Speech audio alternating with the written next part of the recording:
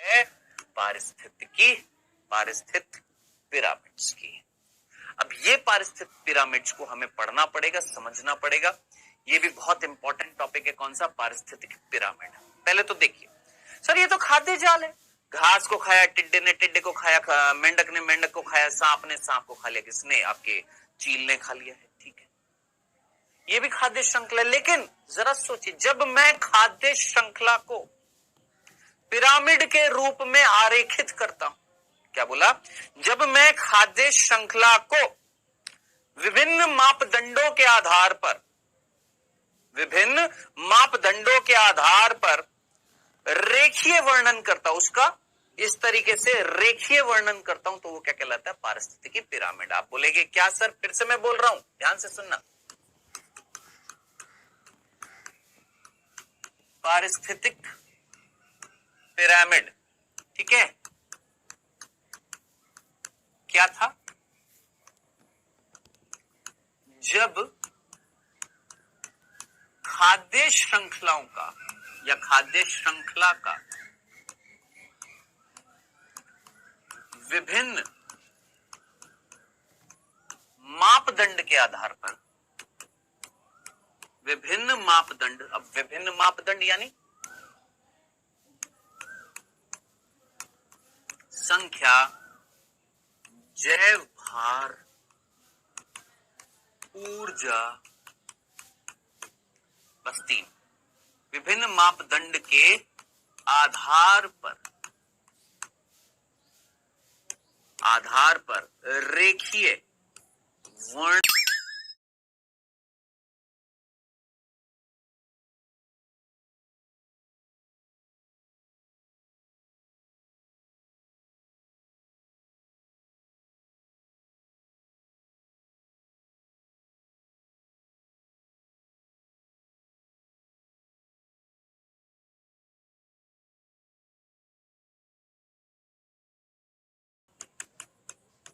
खरगोश को खाने वाले कौन? सर लोमड़ी।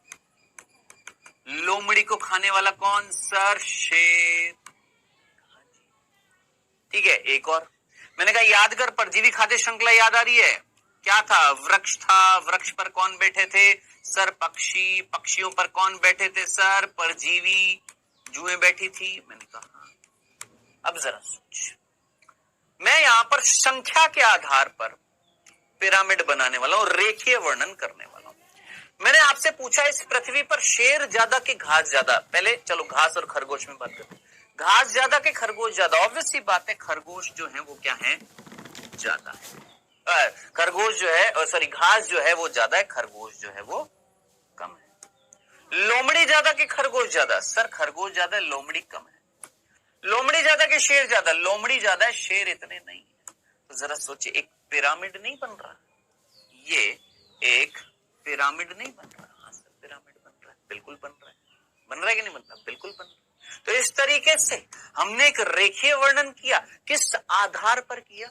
संख्या के आधार पर नहीं किया। संख्या नहीं देखी किसकी ज्यादा, घास की और कम खरगोश और कम लोमड़ी और कम शेर। तो संख्या के आधार पर हमने एक खाद्य श्रृंखला का रेखीय वर्णन नहीं किया, बिल्कुल किया। और यही रेखीय वर्णन क्या कहलाता है? पारिस्थितिकी पिरामिड कहलाता है। इस तरीके से वर्णन करना। ओके सर, दंडना दंडन है ना।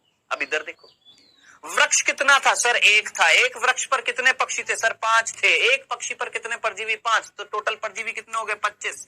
अब सर यहां पर तो जरा देखिए, कहानी थोड़ी सी उल्टी सी नहीं हो रही है? सर ये वाला जो पिरामिड बन रहा है, ये तो ऐसे बन रहा है। मैंने कहा अब तुम मुझे बताओ, तुमने कहीं ना कहीं 10वीं में कहीं ना कहीं सामाजिक विज्ञान अगर पढ़ाओ, उसमें थोड़ा बहुत भूगोल अगर तुम्हें पढ़ाओ, तुमने याद, हिस्ट्री, सॉरी भूगोल बोल रहा हूं, हिस्ट्री अगर पढ़ी हो तो आपको याद आ रहा होगा, मिस्र में पिरामिड मिलते हैं ना। मिस्र में पिरामिड मिलते हैं। कैसे होते हैं वो पिरामिड? जरा मुझे बताइए, क्या वो पिरामिड ऐसे मिलते हैं कि ऐसे मिलते हैं? भाई साहब ऐसा तो कोई पिरामिड नहीं मिलता, गिर नहीं जाएगा ये। तो इनको हम क्या बोलते हैं? सीधे, सीधा। और इनको हम क्या बोलेंगे? उल्टा हो गया ना। ये कैसा पिरामिड है साहब? ये उल्टा है। सामान्य रूप से पिरामिड ऐसे मिलते हैं, सामान्य रूप से नॉर्मल। ये उल्टा हो गया। तो जरा सोचिए, संख्या के आधार पर ये पिरामिड, संख्या देखिए ना, हमने किस आधार पर देखा पिरामिड? संख्या के आधार पर नहीं देखा। हमने देखा यहां संख्या 1, 5 पक्षी, 25 परजीवी, संख्या देखी ना। तो संख्या के आधार पर ये कैसा हो गया? उल्टा। संख्या के आधार पर ये कैसा था? सीधा। तो बेटा हम संख्या के आधार पर भी, जैव भार के आधार पर भी और ऊर्जा के आधार पर जब हम खाद्य श्रृंखलाओं का रेखीय वर्णन करते हैं तो वो क्या कहलाता है? पारिस्थितिकी पिरामिड, इकोलॉजिकल पिरामिड बोलते हैं, जिसमें से एक उदाहरण मैंने आपको दे दिया संख्या के आधार पर। अब आप मुझे बताएं ये पिरामिड कितने प्रकार के होंगे? सर ये पिरामिड आपके 5 प्रकार के होते हैं। हालांकि ये कितना बिंदु हो गया? ये तो पहला बिंदु हो गया है ना। दूसरा बिंदु क्या हो जाएगा कि ये पिरामिड कितने प्रकार के होते हैं दोस्त? पारिस्थितिकी पिरामिड, ये पिरामिड 3 प्रकार के होते हैं। कैसे सर? कितने प्रकार के होते हैं? 3 प्रकार के। क्यों सर 3 प्रकार के क्यों? मेरे भाई आधार कितने लेगा? 3 ही तो आधार है। कौन सा? संख्या का पिरामिड, संख्या का पिरामिड, जैव भार का पिरामिड, जैव भार का पिरामिड, और संख्या, जैव भार और ऊर्जा का पिरामिड।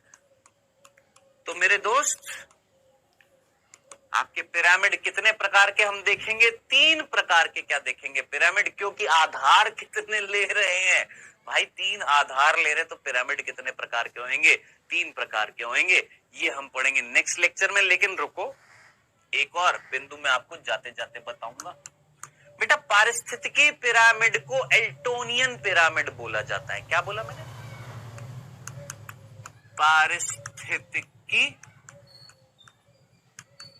पारिस्थितिकी पिरामिड को एल्टोनियन पिरामिड, एल्टोनियन पिरामिड कहा जाता है। एल्टोनियन पिरामिड कहा जाता है।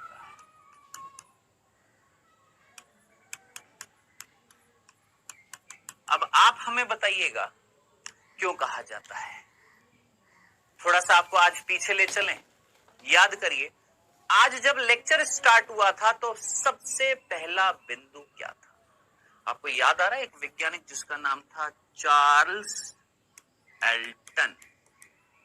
याद आ रहा है? हाँ सर। सर चार्ल्स एल्टन ने तो खाद्य श्रृंखला के बारे में सबसे पहले बताया था। तो बेटा उसी चार्ल्स एल्टन ने भी ये रेखीय वर्णन जो था, खाद्य श्रृंखला का जो रेखीय वर्णन था, सर्वप्रथम पारिस्थितिकी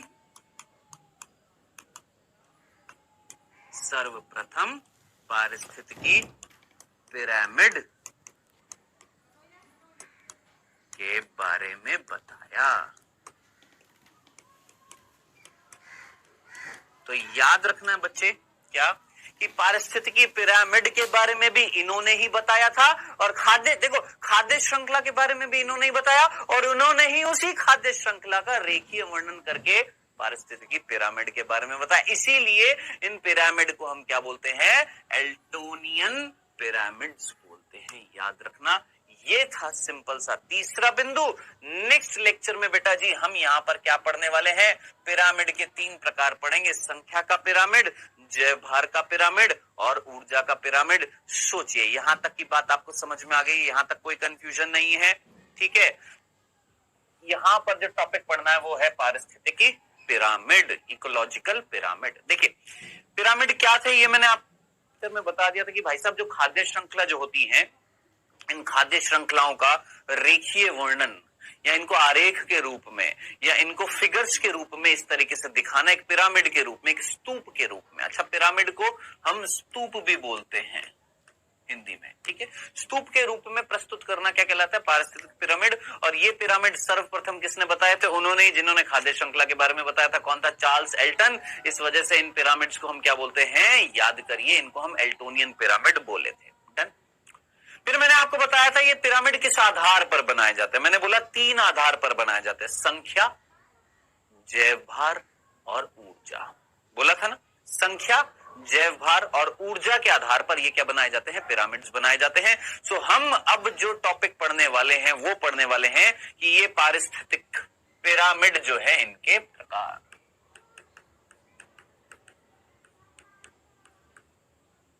पारिस्थितिक पिरामिड जो है, इनके क्या देखने वाले हैं? प्रकार। तो बेटा जी 3 प्रकार के आपके पिरामिड्स बनते हैं। ये मैंने आपको पिछले लेक्चर में भी बता दिया है। अभी तक मैंने कुछ नया नहीं बताया है, वही चीज है जो हमने पिछले लेक्चर में पढ़ी थी, बस नया अब स्टार्ट करेंगे। क्या? ये जो पारिस्थितिक पिरामिड जो होते हैं मेरे दोस्त, ये 3 प्रकार के होते हैं। कौन कौन से होते हैं ये मैंने आपको बता दिया ऑलरेडी। 3 प्रकार के होते हैं। कौन कौन से? पहला है संख्यात्मक पिरामिड, ठीक है। दूसरा जैव भार पिरामिड और तीसरा ऊर्जा पिरामिड, ठीक है। तो कुल मिलाकर आपके ये 3 प्रकार के पिरामिड हैं जो हम देखने वाले हैं। 3 प्रकार के पिरामिड जो हम देखने वाले हैं, ठीक है। करें स्टार्ट। आइए, सबसे पहला हम कौन सा देख रहे हैं? संख्यात्मक पिरामिड देखेंगे बेटा। फर्स्ट, संख्यात्मक या संख्या के आधार पर पिरामिड। बहुत सीधा सीधा कंसेप्ट है। ऐसे पिरामिड जिसमें हम संख्या के आधार पर पिरामिड बनाएंगे, ठीक है। बहुत सीधा, बहुत सीधा। हमने बोला ज्यादातर ये पिरामिड ज्यादातर सीधे होते हैं। हमने बोला ये जो पिरामिड जो होते हैं कैसे होते हैं? सीधे होते हैं। जैसे मैंने आपको पिछले लेक्चर में भी बता दिया था, ठीक है। जैसे हमने बोला घास को खाया खरगोश। सर वही का वही एग्जाम्पल। जी हाँ, खरगोश को खाया किसने? लोमड़ी। लोमड़ी को किसने खाया? शेर। ये हम ऑलरेडी देख चुके हैं। घास की संख्या ज्यादा है, खरगोश की संख्या इतनी नहीं है, लोमड़ी की और भी कम है, शेर की और भी कम है। तो ऐसा जो पिरामिड बनेगा वो क्या होएगा? सीधा पिरामिड होएगा। ये कैसा पिरामिड है दोस्त?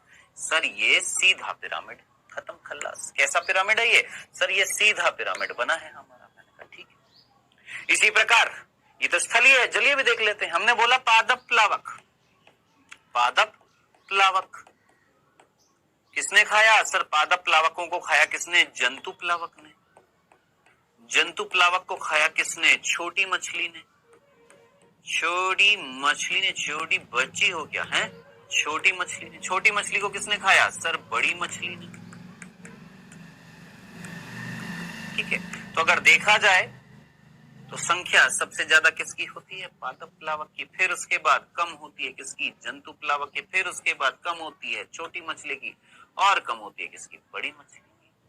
तो यहां पर भी पिरामिड कैसा बनेगा? सीधा बनेगा। सीधा, सीधा मतलब नीचे बड़ा, ऐसे ऊपर जाएंगे तो क्या होता जाएगा? संकीर्ण होता जाएगा, छोटा होता जाएगा। ये क्या कहलाएगा? सीधा पिरामिड।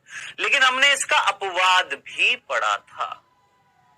हमने इसका अपवाद भी पढ़ा था। देख नीट में प्रश्न आएगा तो अपवाद से आएगा। इसका हमने अपवाद पढ़ा था। वृक्ष पारितंत्र। वृक्ष पारितंत्र जो होता है, वृक्ष पारितंत्र में कहीं ना कहीं एक वृक्ष है, उस वृक्ष पर बैठे हैं पक्षी कई सारे जो उससे पोषण ले रहे हैं, और पक्षियों पर बैठे हैं कौन? परजीवी। एक पक्षी पर कई सारे परजीवी हो सकते हैं। तो इस कंडीशन में परजीवियों की संख्या ज्यादा है, कंपैरेटिवली पक्षियों की संख्या ज्यादा, और वृक्ष एक है। इस कंडीशन में कैसा पिरामिड बनेगा? उल्टा पिरामिड बनेगा। तो याद रखना वृक्ष पारितंत्र जो होता है, कौन सा बेटा? वृक्ष पारितंत्र जो होता है, वृक्ष पर जो पारितंत्र मिल रहा है, इसमें संख्या का पिरामिड कैसा होता है? उल्टा उल्टा पिरामिड होता है। तो भूल ना जाइएगा, संख्यात्मक पिरामिड का अपवाद, सारे के सारे संख्यात्मक पिरामिड यानी संख्या के आधार पर जो पिरामिड बनेंगे सारे के सारे कैसे होंगे, सीधे होंगे। लेकिन उल्टा भी होता है। कौन सा? वृक्ष पारितंत्र। एक पेड़ है जिस पर कई सारे पक्षी बैठे हैं और पोषण प्राप्त कर रहे हैं। एक पक्षी पर कई परजीवी है तो कई सारे पक्षियों पर कई सारे हो जाएंगे। तो इस तरीके से ये उल्टा बनता है। किसका? वृक्ष का पारितंत्र जो है उसका संख्यात्मक पिरामिड कैसा बनता है? उल्टा बनता है। ये सिंपल सा था संख्यात्मक पिरामिड। डन डना डन डन। चल सिंपल सा था ये फर्स्ट। आइए सेकंड की बात करते हैं। ये देखिए, फर्स्ट हम ऑलरेडी पहले पढ़ चुके हैं, इसलिए हमने जल्दी से कंप्लीट कर लिया और मेरे ख्याल से सभी बच्चों को समझ में आ भी गया होगा। इसमें कुछ था ही नहीं, ये बच्चों वाली चीज थी, सिंपल बेबी चीज थी, बेबी, आराम से समझ में आ गया होगा। अब जो हम पढ़ने वाले हैं वो है कौन सा? जैव भार का पिरामिड। अब इसको ध्यान से समझना, जैव भार का पिरामिड, ध्यान से समझना। जैव भार का जो पिरामिड जो होता है मेरे दोस्त, इसको हमें अगर समझना है तो गौर से ध्यान से सुनिएगा।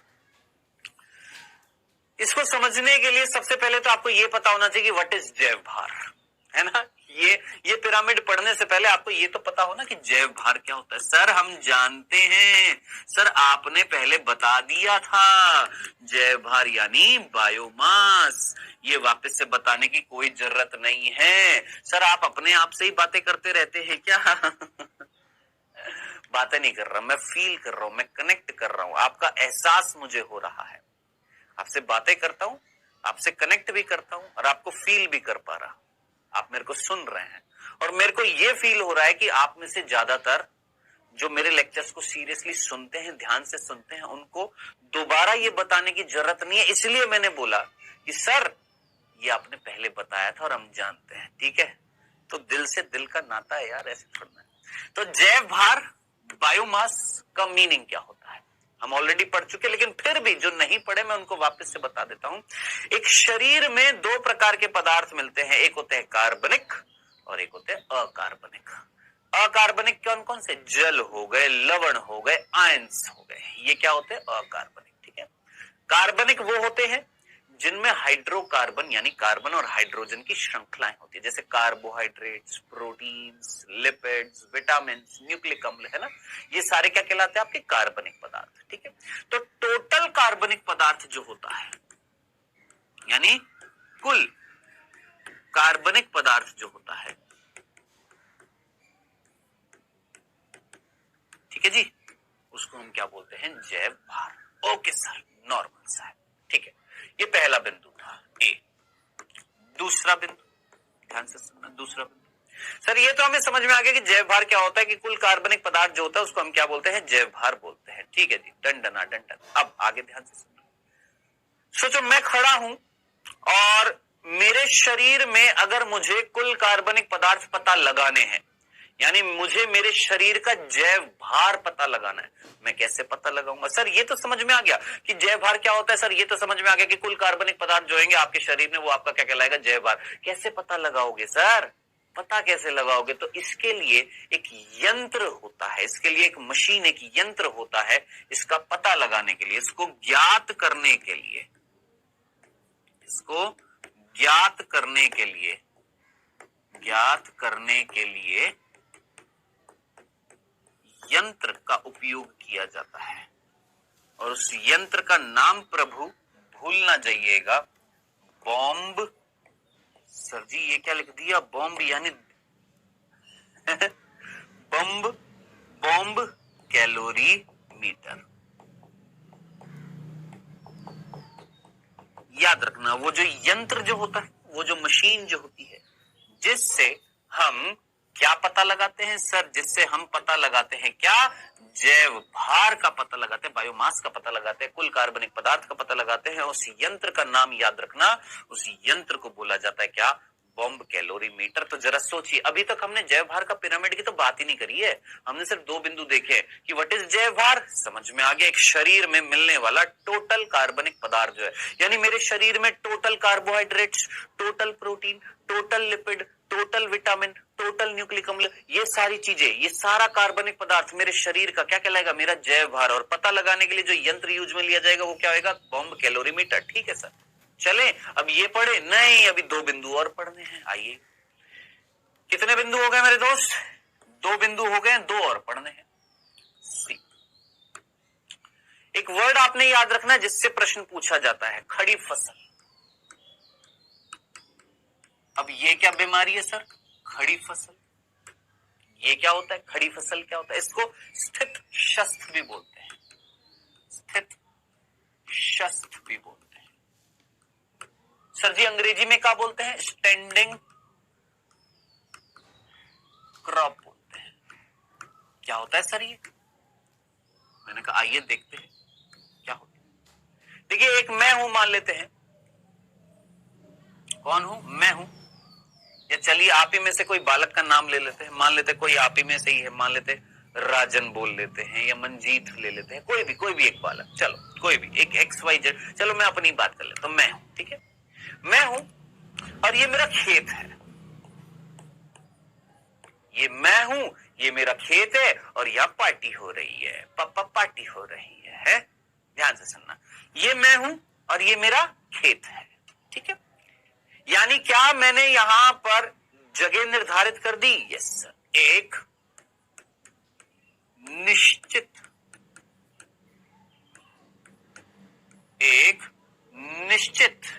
क्षेत्र है, हाँ सर, एक निश्चित क्षेत्र हो गया। मैंने बताया ना भाई, ये मैं हूं और ये मेरा खेत है, यानी मैंने अपनी एक जगह निर्धारित कर ली है, ठीक है। और इस जगह पर, इस खेत में उगा रखे हैं मैंने, क्या मान लेते हैं, आम के पेड़ उगा रखे हैं,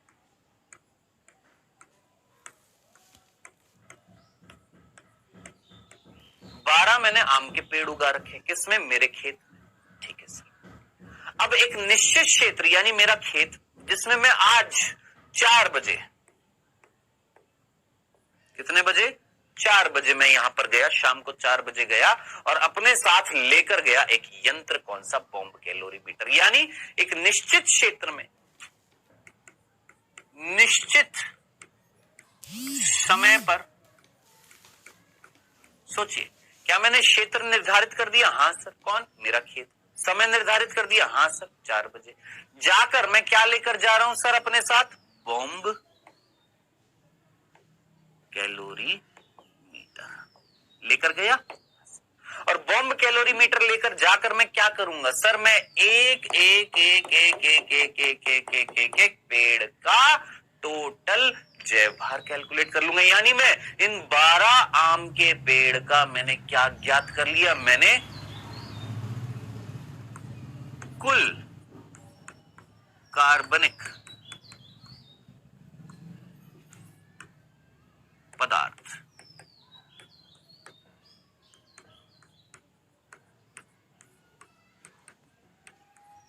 क्या पता लगा लिया।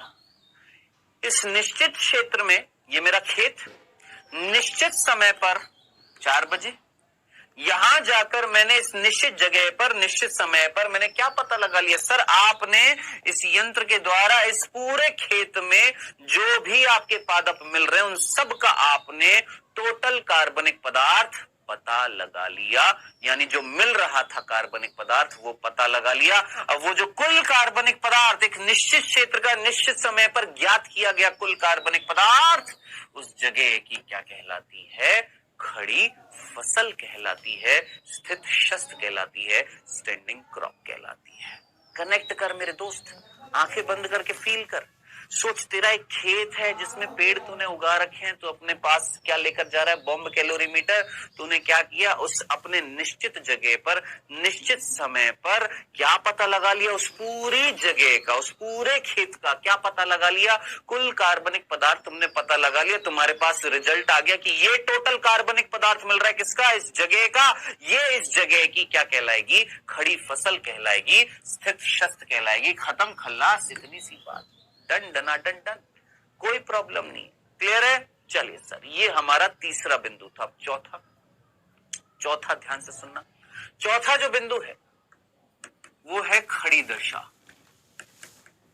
सर अब ये खड़ी दशा क्या है? इसको बोला जाता है स्टैंडिंग स्टेट। मैं तुमसे एक बहुत सिंपल सा प्रश्न पूछूं, मुझे बताओ, एक निश्चित जगह पर निश्चित समय पर तुमने क्या पता लगा लिया? सर टोटल कार्बनिक पदार्थ हमने पता लगा लिया। किससे? इस यंत्र से। ठीक है, तो क्या बच गया? क्या पता नहीं लगाया तुमने? सोचो, क्या नहीं पता लगाया? सर हमने टोटल कार्बनिक पदार्थ अगर पता लगा लिया तो एक शरीर में दो ही तो पदार्थ होते हैं। क्या? कार्बनिक पदार्थ, अकार्बनिक पदार्थ। एक शरीर के, यहां पर जितने भी शरीर मिल रहे, जितने भी जीव मिल रहे, उनका तुमने टोटल कार्बनिक पदार्थ पता लगा लिया, तो क्या बच गया? टोटल क्या बच गया? अकार्बनिक पदार्थ बच गया, है ना? तो एक निश्चित क्षेत्र में, एक निश्चित क्षेत्र में निश्चित समय पर मिलने वाला कुल अकार्बनिक पदार्थ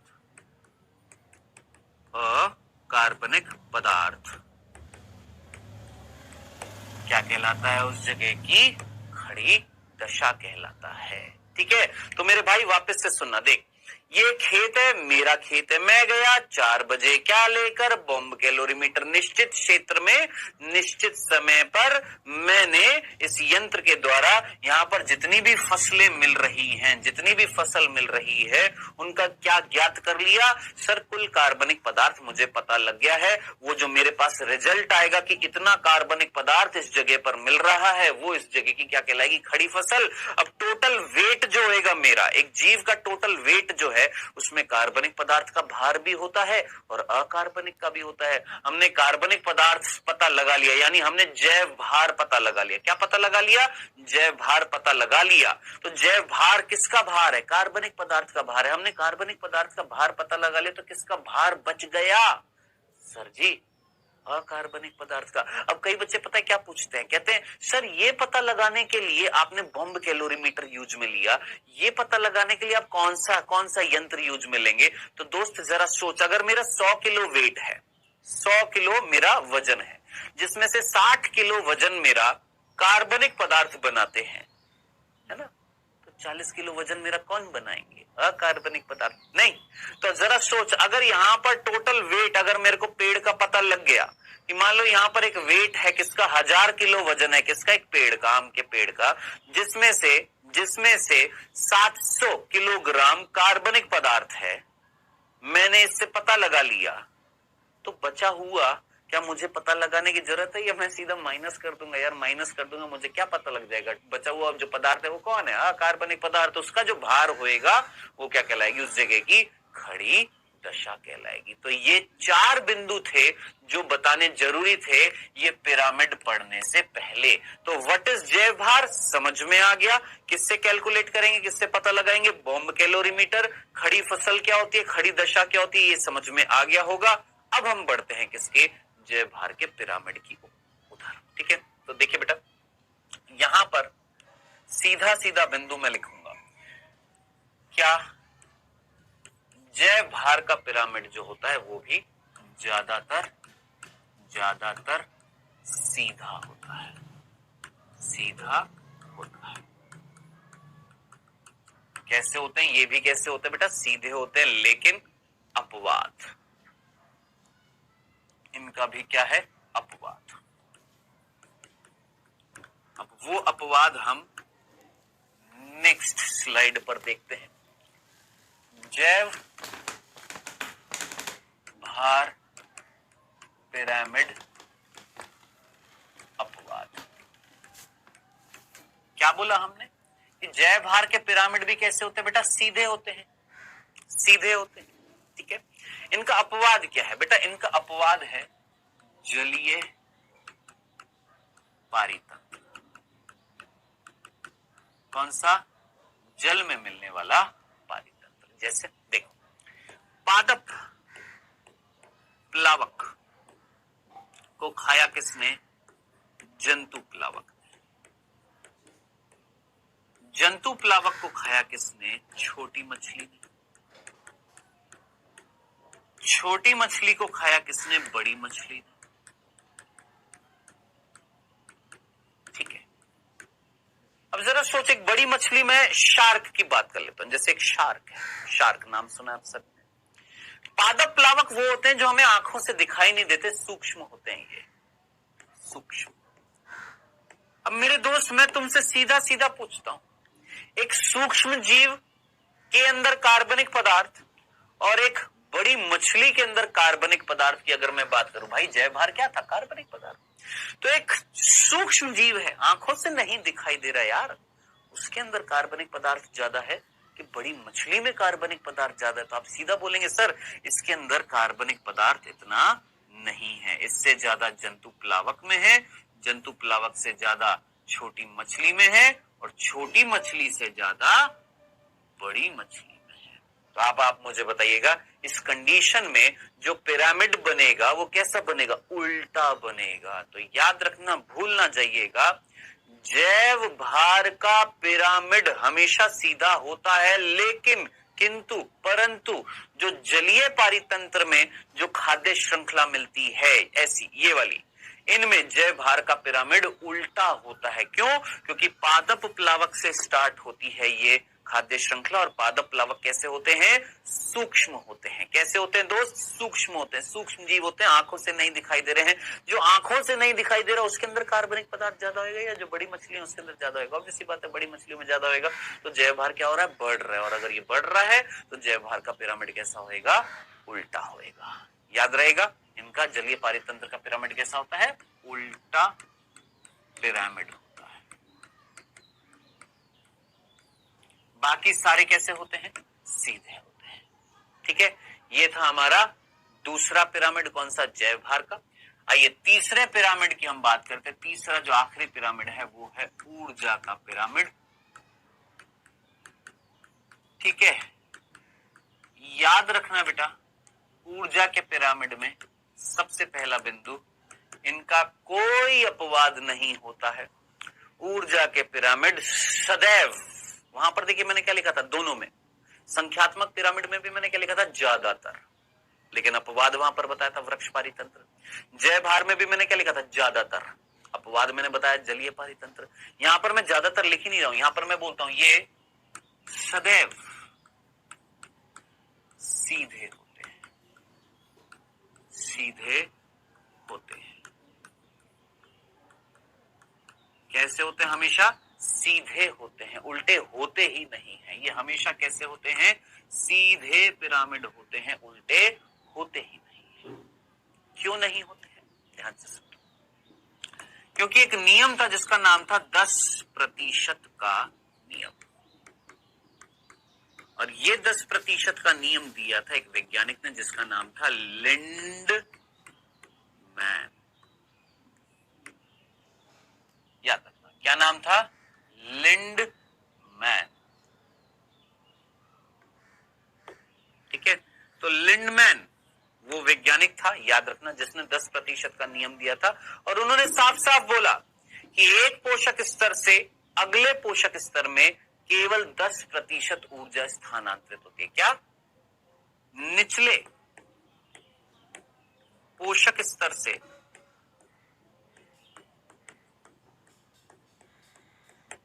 अगले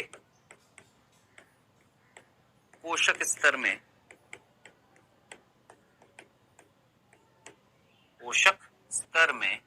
पोषक स्तर में केवल 10% ऊर्जा का स्थानांतरण होता है।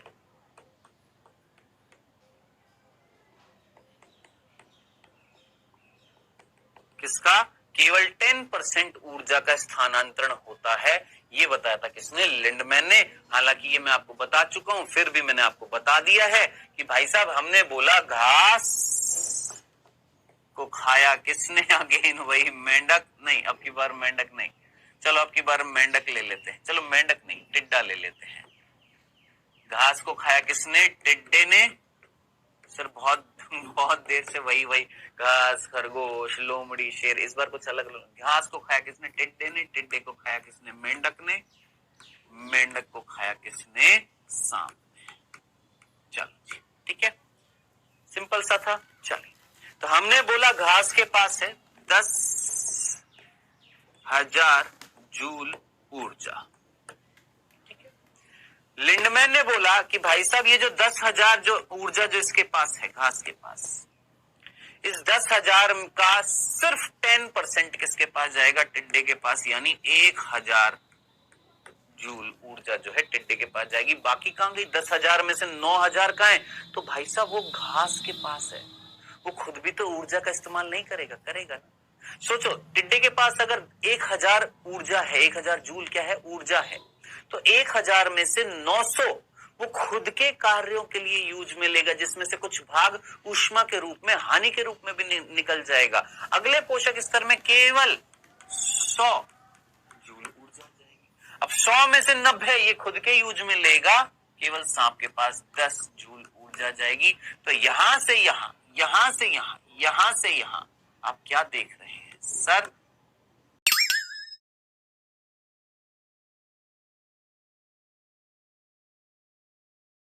ऊर्जा जाएगी।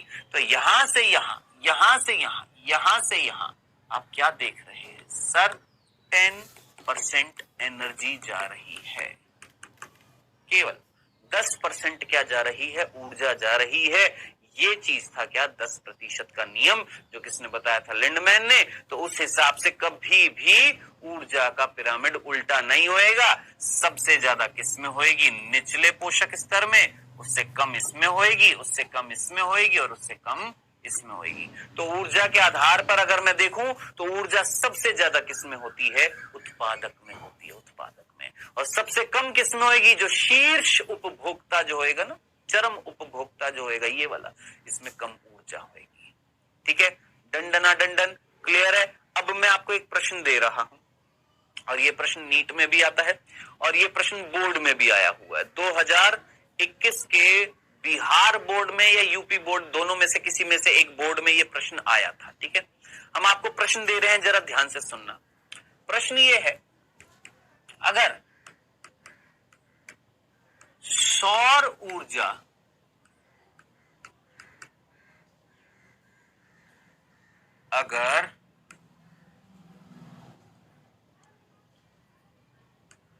सूर्य से 1,00,000 किलो कैलोरी सौर ऊर्जा निकलती है,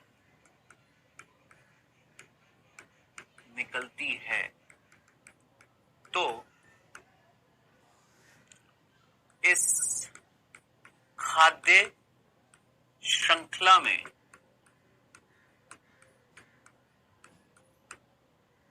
शेर के पास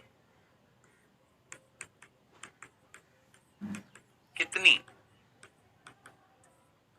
ऊर्जा पहुंचेगी? ठीक है, खाद्य श्रृंखला वही अगेन सेम, घास, खरगोश, लोमड़ी और शेर। ठीक है, घास है, खरगोश है, लोमड़ी है, शेर है, और सूर्य देवता से जो ऊर्जा निकल रही थी, जो घास के पास आ रही थी, वो कितनी है? 1,00,000 किलो कैलोरी यहां से ऊर्जा निकली है। तो अब आपने बताना है इतनी ऊर्जा सूर्य से निकली है, आपको बताना है शेर के पास कितनी ऊर्जा पहुंचेगी। करिए, टाइम दे रहा हूं मैं आपको पूरा 30 सेकंड का दे रहा हूं, करिए करिए, निकालिए इस प्रश्न को। देखिए, अगर सूर्य से 1,00,000 किलो कैलोरी सौर ऊर्जा निकलती है तो इस खाद्य श्रृंखला में, यानी ये खाद्य श्रृंखला में शेर के पास कितनी ऊर्जा पहुंचेगी?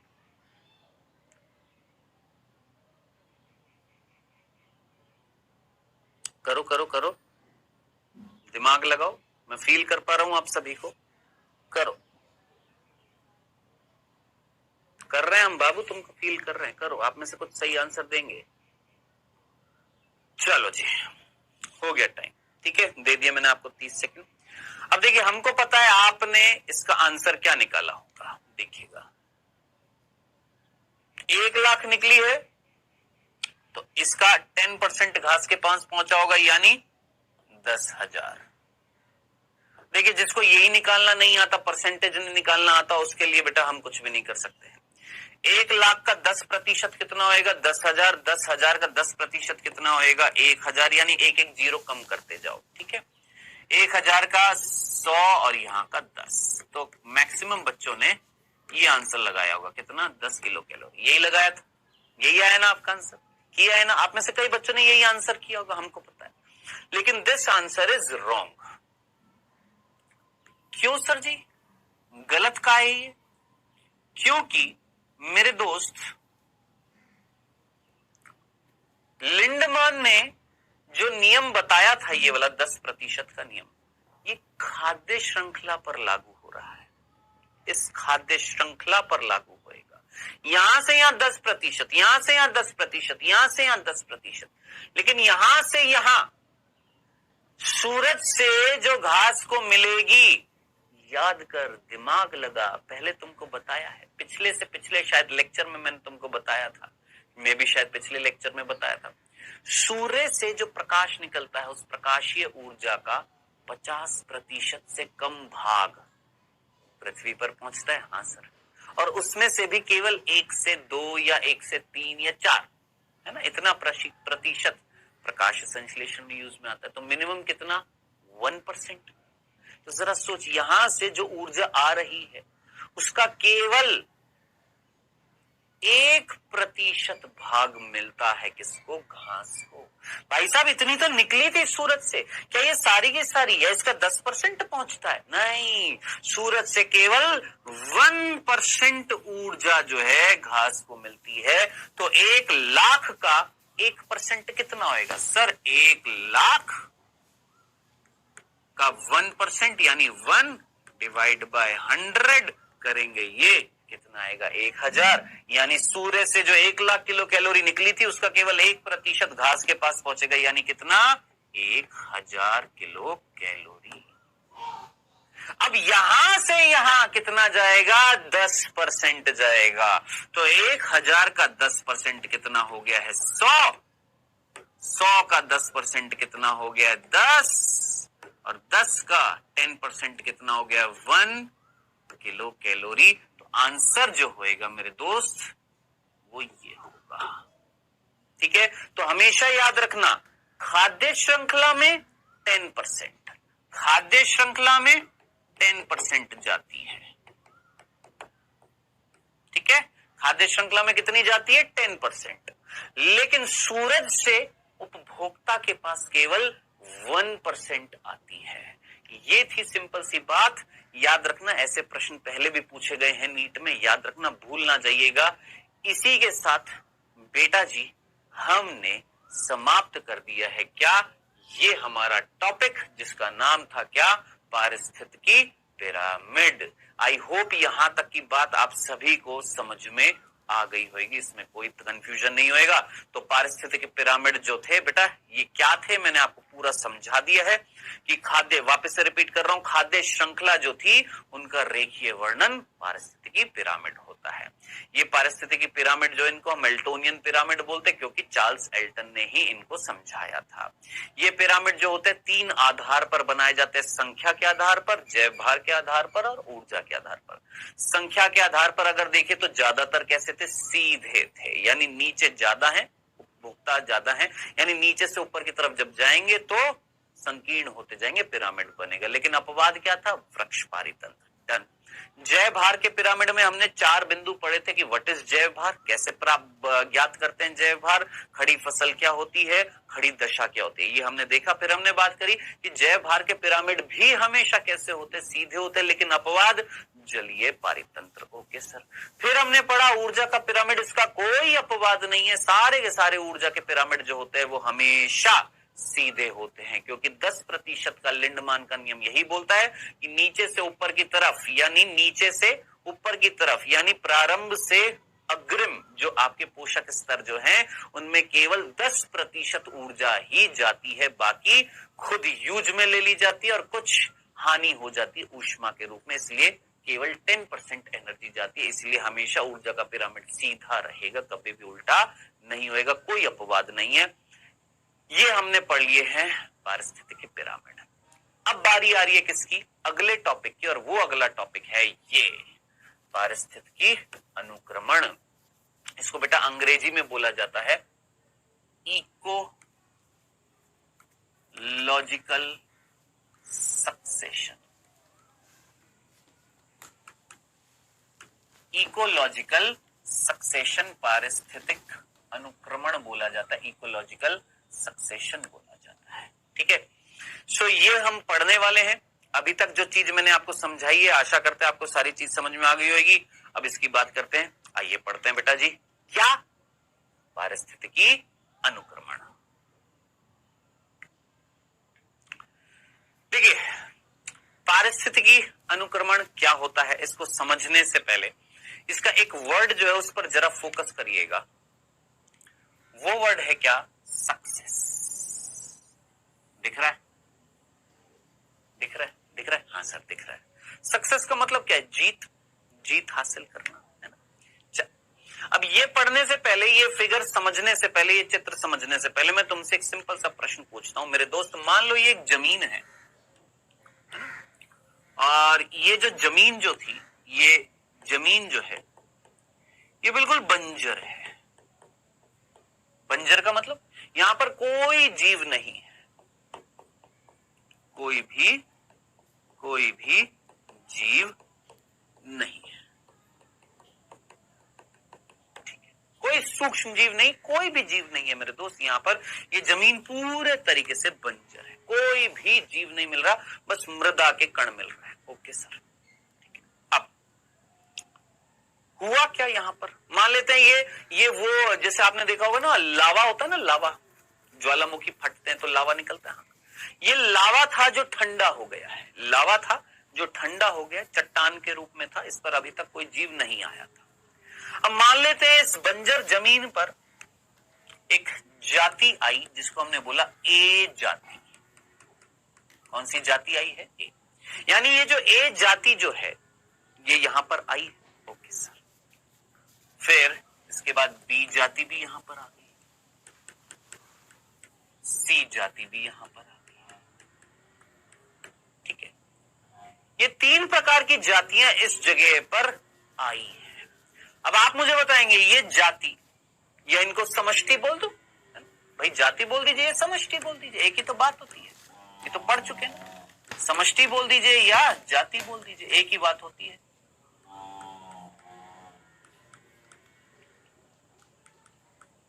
या तो ए समष्टि या ए जाति, बी समष्टि या बी जाति, सी समष्टि या सी जाति, है ना। ये यहां पर आई है, क्यों आई है, क्योंकि इनके लिए यहां की वातावरणीय परिस्थितियां अच्छी हैं, इसलिए यहां पर आकर वृद्धि कर रही हैं। तब आप मुझे बताएं, क्या इन जातियों को मिलाकर, इन समष्टियों को मिलाकर मैं बोल सकता हूं कि ये एक समुदाय है, बोल सकता हूं। अलग अलग समष्टियां मिलकर क्या बनाती हैं? समुदाय। मान लो ये घोड़े की जाति है, या घोड़े की समष्टि है, ये खच्चर की समष्टि है, ये गधे की समष्टि है, ये मिलकर क्या बन रही है? घोड़े की समष्टि है, ये खच्चर की समष्टि है, ये गधे की समष्टि है, ये मिलकर क्या बन रही है? एक समुदाय। मतलब ये जस्ट एक एग्जाम्पल है, ऐसा नहीं है घोड़ा गधा खच्चर आएगा, सिर्फ समझाने के लिए क्या बन रहा है? एक समुदाय बन रहा है। ठीक है, तो अब आप मुझे बताइएगा, क्या मैं ये बोल सकता हूं, पहला बिंदु, क्या मैं ये बोल सकता हूं एक बंजर क्षेत्र में समुदाय का, एक बंजर क्षेत्र में समुदाय का विकास हुआ है? बोलिए, क्या मैं ये बोल सकता हूं इस बंजर क्षेत्र पर इस समुदाय ने जीत हासिल करी है? सोच, नहीं बोल सकता। इस बंजर क्षेत्र पर जहां कोई नहीं था, वहां पर इस समुदाय की इन समष्टियों ने आकर सक्सेस प्राप्त करी है, जीत हासिल करी है रहने के लिए। क्या ये विकास होता हुआ आपको दिखाई दिया? क्या ये सक्सेस मिलती हुई आपको दिखाई दे रही है इस समुदाय की इस जगह पर? इसी प्रक्रिया को क्या बोला जाता है? सक्सेशन, अनुक्रमण बोला जाता है। तो बताइए, क्या अनुक्रमण का मीनिंग समझ में आया? बहुत सिंपल तरीके से तुमको बता रहे हैं, कोई इसमें कोई रटी रटाई चीज नहीं, सिंपल कि भाई साहब ये मिट्टी मिट्टी पत्थर ही पत्थर थे, यहां पर कुछ जातियां आई, फिर और जातियां, फिर और जातियां मिलकर क्या बनाया? एक समुदाय बनाया। क्या बनाया? समुदाय बनाया। और उस समुदाय ने इस बंजर क्षेत्र में जीत हासिल कर ली है रहने के लिए। ओके सर, ये क्या कहलाएगा? इस समुदाय की सक्सेस कहलाएगी इस बंजर क्षेत्र पर। इसी को ही हम क्या बोलेंगे? अनुक्रमण। चल, तो ये है अनुक्रमण की फर्स्ट डेफिनेशन। याद रखना, अनुक्रमण जो होता है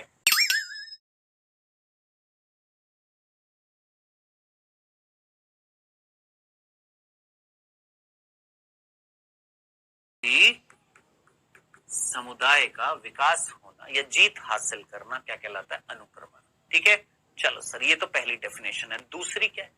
सेकंड डेफिनेशन क्या है? सेकंड डेफिनेशन क्या है? आइए वापस से देखते हैं। अब इधर देख, ये बेटा वही बंजर क्षेत्र है जो हमने अभी अभी दिखाया था। ठीक है, और इस बंजर क्षेत्र में कौन मिल रही थी?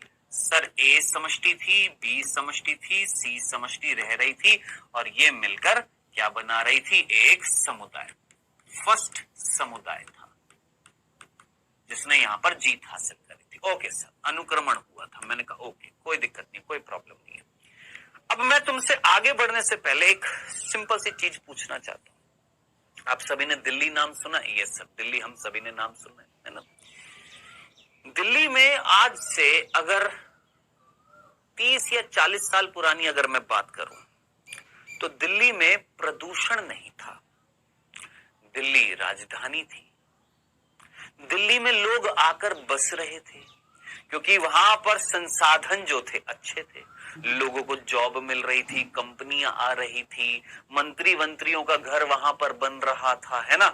तो दिल्ली जो है वो केंद्र बनता जा रहा था। लोग आ रहे थे। ये बंजर जमीन जो थी, इस पर ये पहला समुदाय आया। इसकी ये पहली ए बी सी जाति जो थी, उनके लिए परिस्थितियां कैसी थी? अच्छी थी, लाभदायक थी। लेकिन ये जो परिस्थितियां जो थी, जैसे दिल्ली में स्टार्टिंग में जो परिस्थितियां थी आज से 30-40 साल पहले, बड़ी अच्छी थी। लोग आ रहे थे, लेकिन आकर इतने सारे आते गए, इतने सारे आते जा रहे। इनफैक्ट मैं भी आ गया हूं।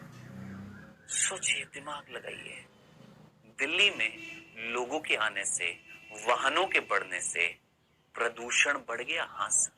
अब जरा सोचिए, कोई दिल्ली आना चाहता है, मना कर देता है, नहीं आएंगे। क्यों? भाई साहब, हेल्थ खराब होती है, प्रदूषण इतना है, क्या करें? तो जरा सोचिए, क्या हमने ही दिल्ली को खराब बना दिया? यानी ये जो समुदाय जिसके लिए यहां पर स्टार्टिंग में कंडीशन अच्छी थी, बाद में ये समुदाय यहाँ की कंडीशंस को खराब कर देंगे, क्योंकि उसका उपभोग इतना कर लेंगे कि यहाँ की परिस्थितियां इनके लिए अब बाद में कैसी हो जाएंगी, प्रतिकूल हो जाएंगी। ठीक है, तो स्टार्टिंग में यहां पर परिस्थितियां कैसी थी सर, अनुकूल थी।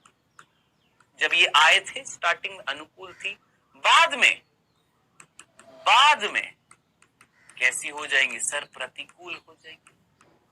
और जब यहां की कंडीशंस इस समुदाय के लिए प्रतिकूल हो जाएगी, यहां की कंडीशंस, तो हो सकता है कोई दूसरा समुदाय, हो सकता है कोई सेकंड समुदाय, जिसकी मान लेते हैं डी ई एफ जी, मान लेते ये जातियां हैं, मान लेते कोई दूसरा समुदाय जिसकी ये 4 प्रकार की जातियां हैं जो यहां आएंगी। क्यों? क्योंकि यहां की जो प्रतिकूल परिस्थितियां इनके लिए है ना, इनके लिए हो सकता है, इनके लिए ये प्रतिकूल परिस्थितियां इनके लिए अच्छी हो, अनुकूल। कैसी हो सकता है यहां इस समुदाय के लिए जो अब परिस्थितियां प्रतिकूल हो गई है, खराब हो गई है, हो सकता है किसी दूसरे समुदाय के लिए वो अच्छी हो। और अगर सोचे, अगर वो इस समुदाय के लिए अगर अच्छी है, तो ये समुदाय इस समुदाय को यहां से हटा देगा कि नहीं हटा देगा, इसको यहां से प्रतिस्थापित कर देगा। हाँ जी, ये हट गया, ये रह गया। अब ये सेकंड समुदाय, ये जो दूसरा समुदाय, इसके लिए स्टार्टिंग में कैसी अनुकूल, बाद में इसके लिए भी कैसी हो जाएंगी सर, प्रतिकूल। और फिर इसके लिए प्रतिकूल हो जाएगी तो मान लेते हैं फिर बाद में कोई और समुदाय आएगा, कोई और समुदाय आएगा, तीसरा समुदाय आएगा। फिर ये तीसरा समुदाय जो है, इसके लिए ये जो प्रतिकूल परिस्थिति है जो सेकंड समुदाय के लिए थी, हो सकता है तीसरे समुदाय के लिए प्रतिकूल अनुकूल बन जाए, और इनके लिए अगर अनुकूल बन जाएंगी तो तीसरा समुदाय दूसरे को यहां से हटा देगा, खुद रह जाएगा।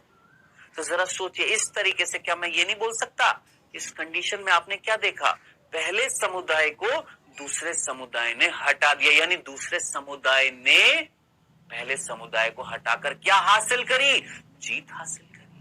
फिर दूसरे समुदाय के लिए वापस से परिस्थितियां कुछ सालों बाद कैसी हो गई है, खराब हो गई है, तो उसको फिर तीसरे समुदाय ने यहां से हटा दिया, उसने इसके ऊपर जीत हासिल कर ली।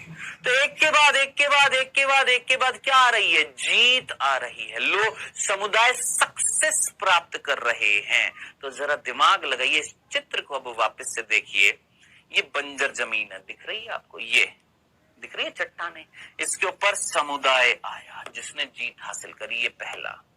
फिर इसको यहां से हटाकर दूसरा समुदाय आएगा जिसने जीत हासिल करी होगी। फिर ये सब हटकर ये खाली जगह हो जाएगी, फिर ये सब हटकर तीसरा समुदाय आ जाएगा, जैसे वृक्ष आ गए हैं जिन्होंने ये सब कुछ हटा दिया और खुद जीत हासिल कर ली है। ठीक है, लेकिन सर यहाँ पर तो तीनों दिख रही है, बताने के लिए, मैं दोस्त बताने के लिए, सबसे पहले छोटे आए थे, घास फूस आई थी, फिर ये हट जाएगा, फिर झाड़ियां वाड़ी आ जाएंगी, फिर ये हट जाएंगे, फिर वृक्ष आ जाएंगे। तो जरा सोचिए क्या हो रहा है, सक्सेस प्राप्त हो रही है या नहीं प्राप्त हो रही है। ठीक है, तो ये जो अनुक्रमण जो है, इसकी 2 परिभाषाएं हैं। क्या, पहली, या तो एक बंजर क्षेत्र में कोई समुदाय आकर विकास कर रहा है, वो भी क्या है, अनुक्रमण है। या दूसरी डेफिनेशन जो है वो ये है कि पहले से उपस्थित समुदाय का, क्या बोला हमने, दूसरी डेफिनेशन क्या है, पहले से उपस्थित समुदाय का, पहले से उपस्थित समुदाय का, याद रखना, पहले से उपस्थित समुदाय का नए समुदाय द्वारा, नए समुदाय द्वारा, नए समुदाय द्वारा प्रतिस्थापन, प्रतिस्थापन जो होता है वो एक क्रम में होता है, क्रमिक रूप में होना अनुक्रमण कहलाता है। याद रखना, ये है दूसरी डेफिनेशन किसकी मेरे दोस्त, अनुक्रमण की। तो याद रखना, देखो मेरे भाई सिंपल तरीके से एक सिंपल एग्जांपल से आपको बताऊं। भारत में सबसे पहले हमारे जो पूर्वज आए होंगे यहां पर भारत की जमीन पर आए होंगे। हाँ सर। क्या उन्होंने सबसे पहले आकर जीत हासिल करी? हाँ करी। फिर हमारे पूर्वजों को स्टार्टिंग में परिस्थितियां अच्छी मिली थी इसलिए वो यहां रह रहे थे। फिर उसके बाद में और समुदाय आए, जैसे आपके मुगल आए थे। पहले आर्यभट्टा की वो आई थी, याद आ रही है? ये मेरे को इतनी ज्यादा आती नहीं है, हिस्ट्री ज्यादा आती नहीं है, मेरे को ज्यादा पता नहीं है। आर्यभट्टा जो थे वो आए थे, है ना। फिर मुगल आ गए, फिर अंग्रेज आ गए, है ना। तो अंग्रेजों को, मुगलों को अंग्रेजों ने हटा दिया था, फिर अंग्रेजों को हमारे लोग जो अभी जो देख रहे हैं, मतलब कहने वाली बात यह है कि मेरे दोस्त, हालांकि ये एग्जाम्पल नहीं है, ये जस्ट मैं एक तरीके से बताने की कोशिश कर रहा था कि कहीं ना कहीं प्रतिस्थापन हो रहा है या नहीं हो रहा है ना। तो इस तरीके से अलग अलग समुदाय क्या कर रहे हैं, प्रतिस्थापन कर रहे हैं। नया समुदाय पुराने समुदाय को हटा रहा है, खुद रह रहा है। फिर इसके बाद फिर एक और नया समुदाय आएगा, इस समुदाय को हटा देगा। फिर इसके बाद एक और समुदाय आएगा, वो इसको हटा देगा। ठीक है। तो अब आप मुझे बताइएगा, कुल मिलाकर ये दो मीनिंग समझ में आए आपको अनुक्रमण के? व्हाट इज अनुक्रमण, मीनिंग क्लियर है? हमारी एनसीईआरटी आप पढ़ेंगे, कुछ पल्ले नहीं पड़ता है, सब कुछ भी समझ में नहीं आता है, बिल्कुल ऊपर से जाता है चीरता हुआ। मेरे को भी समझ में नहीं आता जब मैंने पहली बार पढ़ा था, तो धीरे धीरे बड़ी बड़ी पुस्तकें पढ़ी, मीनिंग समझा, फिर बताने की कोशिश करी, फिर कुछ कमी आई बच्चों को समझाने में, फिर अलग तरीके से सोचा, फिर ऐसे करते करते सालों दर एक्सपीरियंस लेकर फिर ये चीज समझ में आई कैसे बताना है। यही तो एक टीचर का कार्य है कि वो एक्सपीरियंस इसी चीज का ही तो लेता है कि कैसे वो बताए कि सामने वाले बच्चे को समझ में आए। तो ये चीज थी। आई होप आपको अनुक्रमण का मीनिंग समझ में आ गया होगा। चलें आगे, अब आइए देखते हैं। अब यहां पर 3 बिंदु हैं जो आपको समझने हैं मेरे दोस्त। कौन से 3 बिंदु? आइए ध्यान से सुनना। 3 वर्ड है। सबसे पहला वर्ड है मूल अन्वेषक। मूल अन्वेषक। सर जी ये मूल अन्वेषक क्या होता है? मूल अन्वेषक समुदाय भी बोल देते हैं इसको, या तो मूल अन्वेषक बोल दीजिए या मूल अन्वेषक समुदाय बोल दीजिए, या तो मूल अन्वेषक बोल दीजिए या मूल अन्वेषक समुदाय बोल दीजिए। ठीक है। इसको हम अंग्रेजी में बोलते हैं पायनियर कम्युनिटी।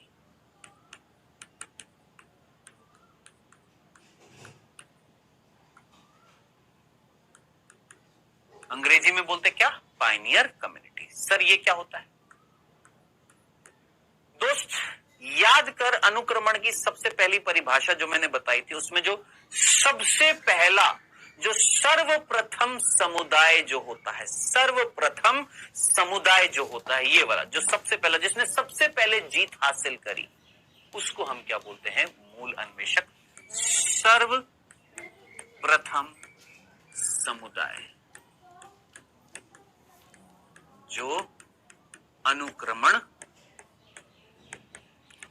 यानी सक्सेस दर्शाता है। तो याद रखना, सबसे पहला समुदाय जो होता है उसे हम क्या बोलते हैं? मूल अन्वेषक बोलते हैं। याद रखना है, भूलना चाहिए। ठीक है जी, समझ में आ गया? क्लियर है? यानी इस डायग्राम में अगर देखा जाए तो ये जो है, ये फर्स्ट समुदाय जो है, ये क्या कहला रहा है? मूल अन्वेषक। ठीक है सर। अब फर्स्ट के बाद कौन आया? सेकंड आया। सेकंड के बाद कौन आया? थर्ड आया। मान लो थर्ड के बाद कौन आया? फोर्थ आया। फोर्थ के बाद कौन आया? फिफ्थ आया। और आज की डेट में यानी वर्तमान परिस्थिति में मान लेते हैं 5वां समुदाय मिल रहा है यहां पर। क्या बोला मैंने? वर्तमान परिस्थिति में, अभी प्रेजेंट कंडीशन में मान लेते हैं एक जगह थी जहां पर अभी 5वां समुदाय मिल रहा है। तो अब आप मुझे बताएंगे, क्या मैं ये वर्ड जो लिख रहा हूं, चरम समुदाय, जिसको हम अंग्रेजी में बोलते हैं क्लाइमैक्स कम्युनिटी, आपके हिसाब से ये क्या होगा? सोचिए, क्या ये वर्तमान में मिलने वाला स्थायी समुदाय होएगा? सोचिए, ये पांचवा समुदाय है जो अभी मिल रहा है, यानी इस पांचवें समुदाय को अभी किसी ने हटाया नहीं है। अब भविष्य का हमें थोड़ी ना पता है कि कौन किसको हटाएगा। हाँ, पहले का हमें पता है कि किसने किसको हटाया, भविष्य का थोड़ी ना हमें पता है कि इसको कौन हटाएगा। तो क्या मैं ये नहीं बोल सकता ये सबसे ज्यादा स्थायी है? अभी तक इसको किसी ने नहीं हटाया। देखो, फर्स्ट को सेकंड ने हटा दिया था, सेकंड को थर्ड ने हटा दिया, थर्ड को फोर्थ ने हटा दिया, फोर्थ को फिफ्थ ने हटा दिया। यानी सबसे ज्यादा एडवांस कौन से हुए, सबसे ज्यादा स्टेबल कौन सा समुदाय हुआ? वो आखिरी समुदाय जो अभी प्रेजेंट में मिल रहा है वो नहीं हुआ ना। तो क्या मैं इस आखिरी समुदाय जो अभी तो आखिरी कहला रहा है, हमें नहीं पता आगे कौन सा समुदाय इसको हटाएगा, लेकिन अभी वर्तमान में तो ये मिल रहा है ना, तो इसको हम क्या बोलेंगे? चरम समुदाय। वर्तमान में मिलने वाला स्थायी समुदाय, वर्तमान में मिलने वाला स्थायी समुदाय। ठीक है, जो वर्तमान में मिलेगा, प्रेजेंट कंडीशन में जो समुदाय मिलेगा, जो बिल्कुल स्थायी है, स्टेबल है, उसको अभी कोई हटा नहीं रहा है, वो क्या कहलाएगा? क्लाइमेक्स कम्युनिटी, चरम समुदाय। ठीक है, अब आप यही बोलेंगे, सर ये आपने पहला समुदाय बता दिया, ये आखिरी बता दिया जो अभी मिल रहा है, इन दोनों के बीच में ये भी तो आए थे, दूसरा भी आया था, तीसरा भी आया था, चौथा भी आया था, ये क्या कहलाएंगे? तो बेटा जी, इनको बोला जाता है क्रमकी समुदाय। क्या बोला जाता है? क्रमकी समुदाय। यानी वो समुदाय जो मूल अन्वेषक और चरम समुदाय के बीच मिलते हैं। मूल अन्वेषक और चरम समुदाय के बीच आने वाले समुदाय, सारे के सारे समुदाय क्या कहलाते हैं? क्रमकी समुदाय बोलते हैं। सर जी, अंग्रेजी में क्या बोला जाता है? अंग्रेजी में इनको बोला जाता है सीरल कम्युनिटी। ठीक है, तो अब आप मुझे बताएंगे, इस पूरी बंजर जमीन पर टोटल, एक एग्जाम्पल के रूप में देखें, टोटल कितने समुदाय आ चुके हैं? 5। पहला मूल अन्वेषक, फिर दूसरा, तीसरा, चौथा क्रमकी समुदाय, और वर्तमान में मिलने वाला पांचवा जो अभी सबसे ज्यादा स्टेबल है, कौन सा? पांचवा समुदाय क्या कहलाएगा? चरम समुदाय। तो कुल मिलाकर ये सारे समुदाय मिलकर क्या कहलाता है? क्रमक कहलाता है। इन सबको मिलाकर क्या बोला जाता है? क्रमक कहा जाता है, सीरी कहा जाता है। याद रखना, इन सारे समुदायों को मिलाकर क्या कहा जाता है? क्रमक, यानी क्या बोला जाता है? सीरी बोला जाता है। जितने भी समुदाय हैं जो इस बंजर जमीन पर कहीं ना कहीं अनुक्रमण कर करके पहुंचे हैं, वो सारे के सारे समुदाय क्या कहलाते हैं? क्रमक कहलाते हैं।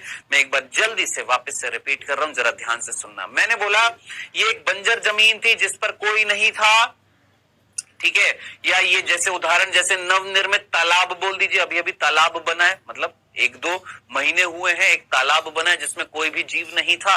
वो क्या था? एक आपका बंजर एरिया था जिसमें कोई भी जीव नहीं था, है ना। अब ऐसे क्षेत्र में, या आपका ठंडे लावा की जो जमीन जो थी, चट्टान जो थी, वो भी वही था। ठीक है, अब ऐसी जगह पर, ऐसे बंजर क्षेत्र में जो सबसे पहला समुदाय आएगा वो क्या कहलाएगा? आपका मूल अन्वेषक, जिसने सबसे पहले अनुक्रमण किया है। ठीक है, फिर इसके बाद ये समुदाय के लिए परिस्थितियां अच्छी नहीं रहेंगी तो कोई दूसरा समुदाय इसको हटा देगा, खुद रहने लग जाएगा। फिर दूसरे को तीसरे ने आकर हटा दिया, क्योंकि दूसरे के लिए परिस्थितियां अच्छी नहीं बन पाई हैं बाद में, पहले स्टार्टिंग में अच्छी थी, बाद में खराब हो गई है। तीसरा जो था उसने उसको हटा दिया। फिर तीसरे के लिए स्टार्टिंग में अच्छी थी, बाद में खराब हो गई है, तो तीसरे को चौथे ने हटा दिया। चौथे के लिए स्टार्टिंग में अच्छी थी, बाद में खराब हो गई है। वर्तमान में मान लेते अभी कौन सा मिल रहा है? पांचवा समुदाय मिल रहा है। तो पांचवा सबसे ज्यादा स्टेबल हो गया है, सबसे ज्यादा स्थायी हो गया, जो सबसे ज्यादा स्थायी है वो मिल रहा है अब यहाँ पर, है ना। तो उसको हम क्या बोलेंगे, पांचवा जो समुदाय यहाँ पर मिल रहा है उसको हमने बोला चरम समुदाय। तो आखिरी समुदाय जो वर्तमान में मिल रहा है चरम समुदाय, सबसे पहला जो आया था मूल अन्वेषक, इन दोनों के जो बीच में आ रहे हैं वो क्या कहला रहे हैं, क्रमकी समुदाय कहला रहे हैं। इन सारे समुदायों को मिलाकर बोला जाता है क्रमक कहा जाता है, सीरी कहा जाता है। आई होप यहां तक की बात आप सभी को समझ में आ गई होगी। डन डनाडन, चले आगे। अब हम क्या देखने वाले हैं, ये तो हमें अनुक्रमण का मीनिंग समझ में आ गया, अनुक्रमण की परिभाषाएं हमने देख ली, अनुक्रमण के बारे में फील हमने ले लिया है, ठीक है। अब हम पढ़ने वाले हैं, अच्छा उससे 3 तरीके के समुदाय भी हमें समझ में आ गए हैं। अब हम पढ़ने वाले हैं अनुक्रमण के लक्षण। अनुक्रमण के लक्षण, ठीक है बेटा। जब हम अनुक्रमण के लक्षण देखेंगे तो उसमें हमें पता लगेगा क्या अनुक्रमण के क्या क्या लक्षण होते हैं। मैं आपसे पूछता जाऊंगा बेटा, याद रखना यहां से प्रश्न आते हैं नीट में, ये जो टॉपिक है ना यहां पे प्रश्न आते हैं नीट में। सबसे पहला लक्षण जो मैं तुमसे पूछने वाला हूं, मुझे बताओ, जैसे जैसे अनुक्रमण होएगा तो जो नए नए समुदाय आएंगे, उन समुदायों के अंदर जो जीव मिलेंगे उनका जीवन काल लंबा होएगा कि छोटा होता जाएगा। सोचो सोचो, ये जो पहला समुदाय जो था इसके अंदर जो जीव मिलेंगे, दूसरा समुदाय इसके अंदर जीव मिलेंगे, तीसरे समुदाय के जो जीव मिलेंगे, ऐसे पांचवें समुदाय के जो जीव मिलेंगे। सोचिए किसका जीवन काल लंबा होता जा रहा है, जो पहले मिल रहे थे उनका या जो बाद में मिल रहे हैं उनका। यार पहले वाले जो है उनका जीवन काल छोटा होगा, तभी तो अस्थायी थे ना, तभी तो उनको हटा दिया और ये आ गए, इनका थोड़ा सा जीवन काल बड़ा होएगा, फिर इनसे ज्यादा ये जो आएंगे इनका और ज्यादा होएगा, फिर इनके बाद चौथे वाले का और ज्यादा होगा, पांचवें वाले का और ज्यादा, यानी जीवन काल लंबा होता है। जब अनुक्रमण होता है, जब अनुक्रमण होता है, अनुक्रमण होता है तो जीवों का जीवन काल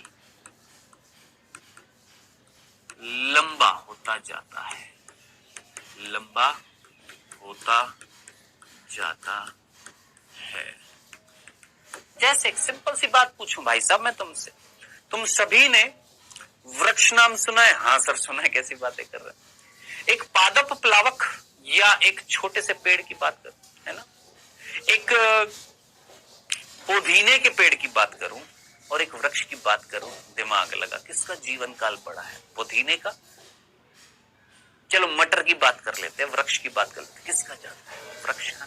तो सीधी सी बात है, वृक्ष जो आते हैं वो किस में आते हैं? चरम समुदाय में आते हैं, याद रखना, ठीक है। तो जैसे जैसे जैसे जैसे अनुक्रमण होएगा जीवों का जीवन काल लंबा होता जाएगा, ठीक है। चल दूसरा बिंदु, दूसरा लक्षण आप मुझे बताइएगा, जैसे जैसे अनुक्रमण हो रहा है तो जीव कैसे आते जा रहे हैं? अस्थायी आते जा रहे हैं कि स्थायी आते जा रहे हैं? अनुक्रमण स्थिरता की ओर बढ़ रहा है कि अस्थिरता की ओर बढ़ रहा है? सोचो, जैसे जैसे अनुक्रमण होएगा इसके बाद ये आएंगे और स्थायी, इसके बाद ये आएंगे और स्थायी, इसके बाद अगला आएगा और स्थायी, इसके बाद जो भी मिल रहा है सबसे ज्यादा स्थायी, यानी स्थिरता की ओर हो रहा है ना, अग्रसर। तो याद रखना अनुक्रमण स्थिरता की ओर अग्रसर होता है।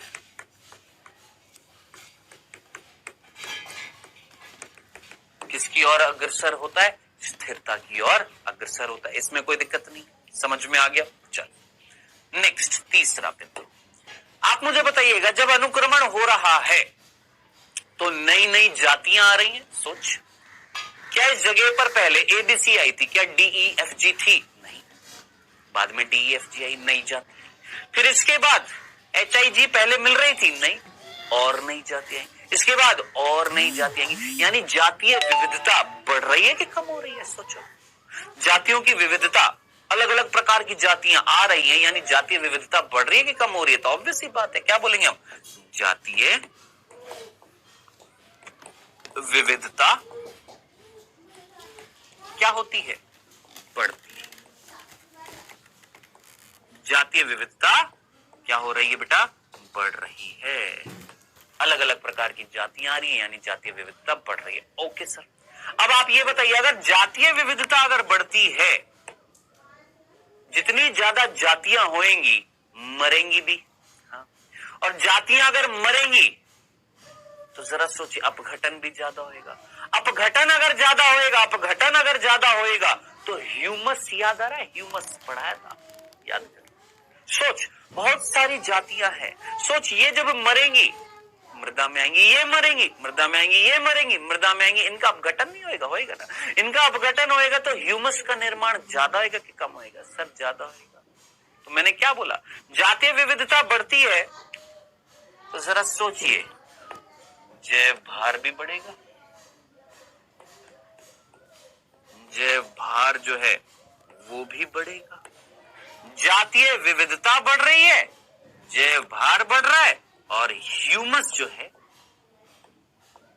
ये भी क्या हो रहा है? बढ़ रहा है। अरे भाई सिंपल सी बात है यार।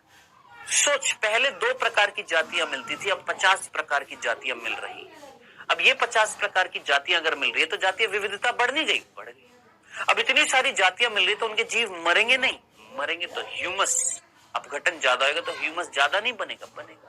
अरे भाई इतने सारी जातीय विविधता हो गई तो जैव भार नहीं बढ़ेगा? जैव भार भी तो बढ़ेगा। तो जैव भार बढ़ रहा है, ह्यूमस का कंटेंट बढ़ रहा है, जातीय विविधता बढ़ रही है। याद रखना ये तीसरा लक्षण किसका? अनुक्रमण का। ठीक है, चलिए चौथा लक्षण। चौथा लक्षण, हम तुमसे बहुत सीधी सी बात पूछते हैं मेरे दोस्त, बताइएगा, जब अनुक्रमण होता है तब विकास होता है? सोचो, दिमाग लगा। क्या आपको यहां पर अनुक्रमण होता हुआ दिखाई दे रहा है? हाँ। क्या आपको विकास नहीं होता हुआ दिखाई दे रहा? क्या यहां पर पहले ये वाला सेकंड समुदाय की ये वाली जातियां थी? नहीं थी, विकास हुआ। ये वाली थी? नहीं थी, विकास हुआ। मतलब आगे भी फिर क्या होगा? विकास। तो जरा सोचिए, अगर मैं ये बोल सकता हूं, अगर अनुक्रमण हो रहा है तो विकास भी तो हो रहा है। अगर सक्सेशन हो रहा है तो नई नई जातियां आ रही हैं, नई नई जातियां आ रही हैं तो इवोल्यूशन हो रहा है, विकास हो रहा है। तो क्या मैं ये नहीं बोल सकता जब अनुक्रमण होता है तब विकास भी होता है? यानी जब अनुक्रमण होता है तब विकास भी होता है। तो क्या मैं ये नहीं बोल सकता अनुक्रमण और विकास समांतर प्रक्रियाएं हैं? बोलो, बोल सकता हूं क्या? तो अनुक्रमण और विकास समांतर प्रक्रिया है।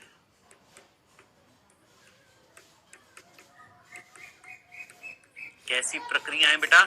समांतर है, एक दूसरे के पैरेलल हैं। अगर विकास हो रहा है इट मींस अनुक्रमण हो रहा है, अगर अनुक्रमण हो रहा है इट मींस विकास हो रहा है। भाई विकास का मतलब क्या है? नए नए तरह के जीव आएंगे, वो नए नए तरह के जीव पुराने जीवों को हटाते जाएंगे, और नए आएंगे, और नए आएंगे, और नए आएंगे।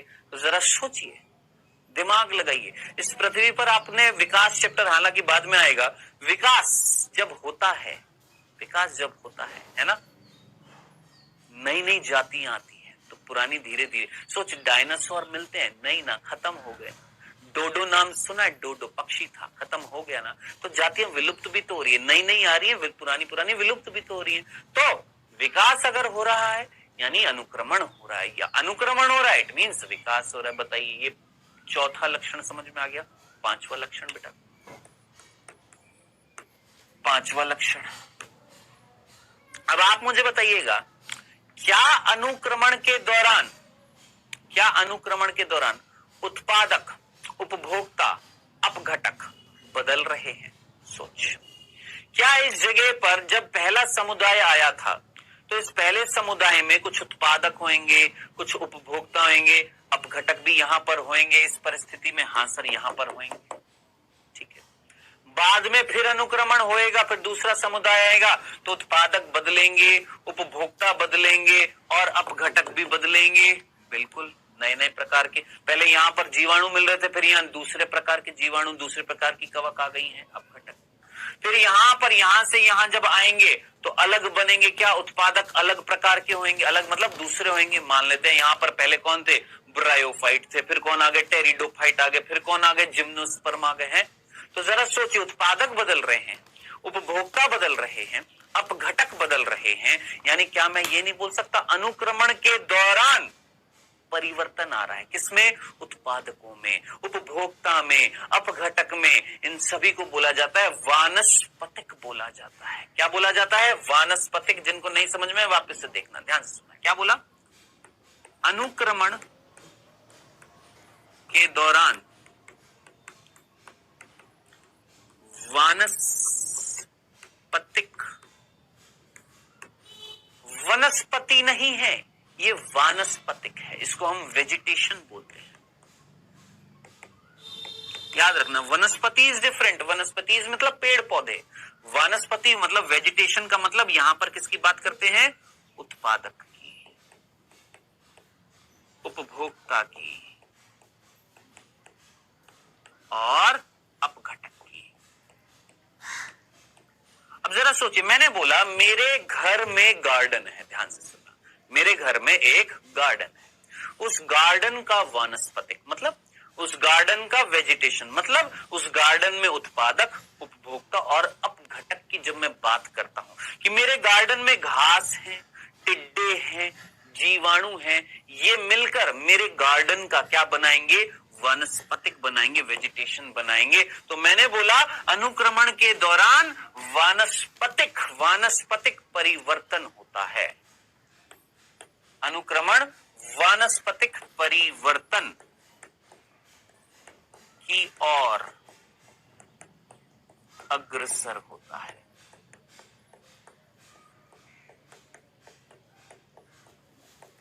क्या बोला हमने, अनुक्रमण जो होता है ना, ये अनुक्रमण वानस्पतिक परिवर्तन की ओर अग्रसर होता है।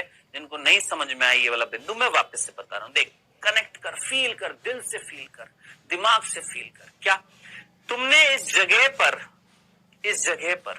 जो वानस्पतिक मिल रहा था, यानी जो उत्पादक, उपभोक्ता, अपघटक मिल रहे थे, उसके बाद जब दूसरा समुदाय आया तो उत्पादक, उपभोक्ता, अपघटक बदल रहा है, हाँ सर, फिर इसके बाद और बदल रहा है, और बदल रहा है। तो जरा सोचिए, किसकी ओर अग्रसर हो रहा है, अनुक्रमण किसकी ओर बढ़ रहा है, परिवर्तन की ओर। किसमें परिवर्तन आ रहा है, वानस्पतिक में परिवर्तन आ रहा है, किसमें, उत्पादकों में, उपभोक्ताओं में, अपघटक में, यानी वेजिटेशन में बदलाव आ रहा है या नहीं आ रहा। उत्पादक, उपभोक्ता, अपघटक जो है उनमें बदलाव आ रहा है कि नहीं आ रहा, अलग अलग प्रकार के आ रहे हैं कि नहीं आ रहे, यानी वानस्पतिक बदल रहे हैं, नहीं बदल रहा है। तो हमने यही तो बोला, अनुक्रमण अगर हो रहा है तो ये किसकी ओर अग्रसर हो रहा है, वानस्पतिक में परिवर्तन की ओर अग्रसर हो रहा है। खत्म खल्लास। ये है 5 लक्षण किसके, अनुक्रमण के।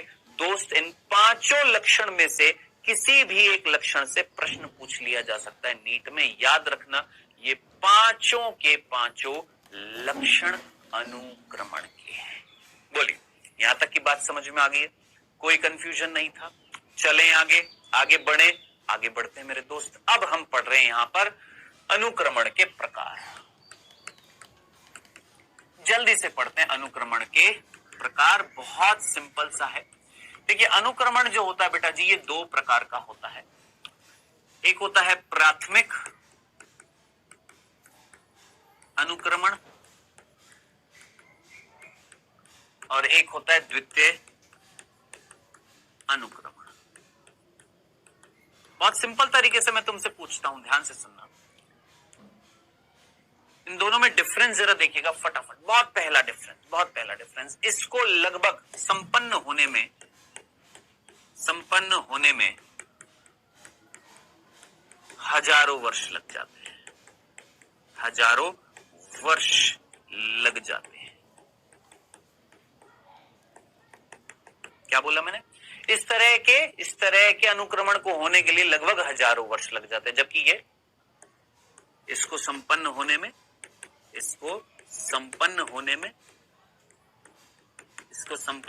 में लगभग 50 से 200 वर्ष लग जाते हैं।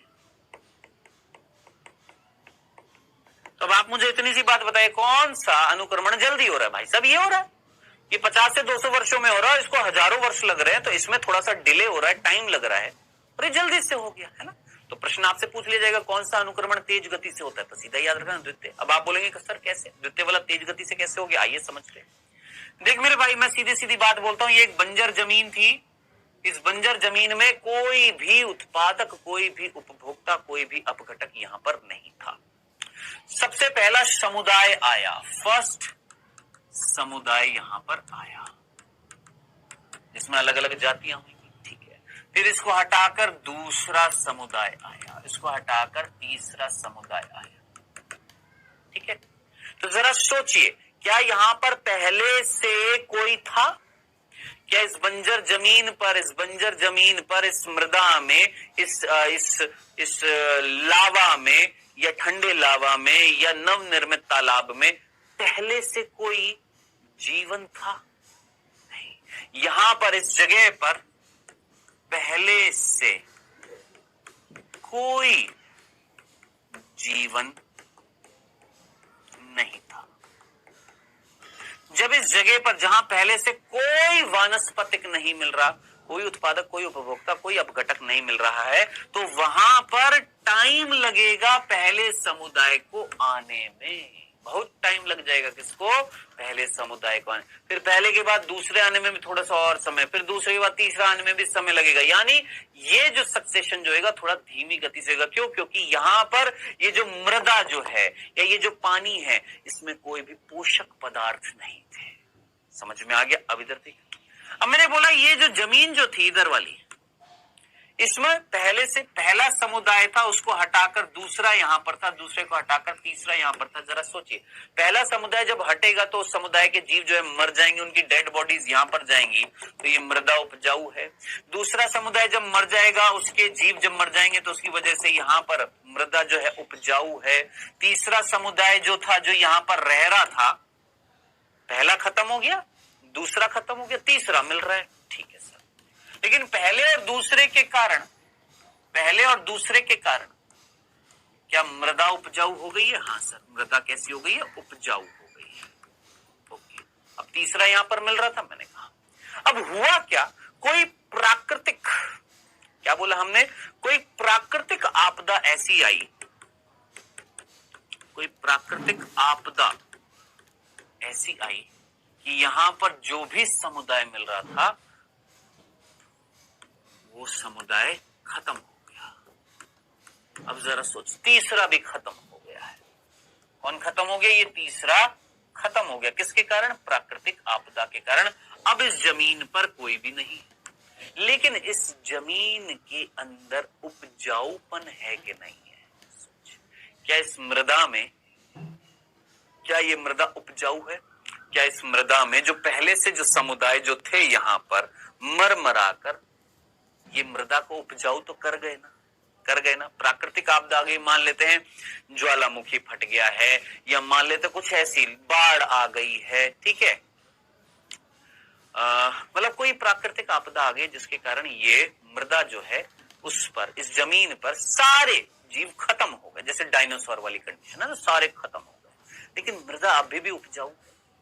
अब जरा सोच, इस मृदा उपजाऊ पर अब कोई नहीं मिल रहा है। अब यहां पर वापस से कोई समुदाय आता है, उसको मैंने बोला फर्स्ट समुदाय।